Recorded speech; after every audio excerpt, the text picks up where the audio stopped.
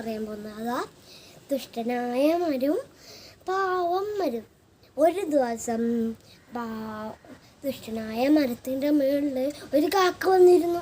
ഒരു ദിവസം അപ്പം ദുഷ്ടനായ മരം ആ കാക്കേനെ ഇളക്കി ഓടിച്ചു. അപ്പം പാവം മരത്തിൻ്റെ മുകളിൽ കയറി നിന്നു കാക്ക.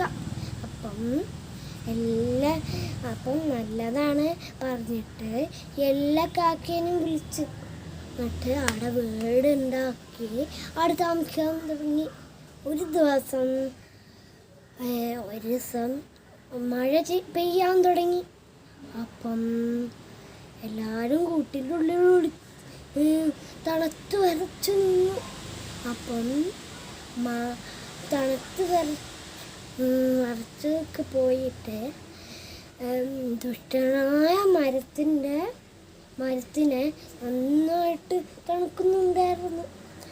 അപ്പം പാവം മരത്തിന് ഒരു തണുപ്പില്ലായിരുന്നു.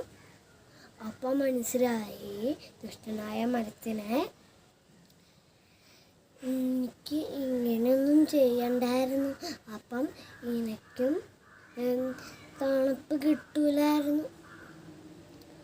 അപ്പം പാവം മരം ദുഷ്ടനായ മരത്തിനോട് പറഞ്ഞു, നീ എന്തിനാ അങ്ങനെയൊക്കെ ചെയ്തേ?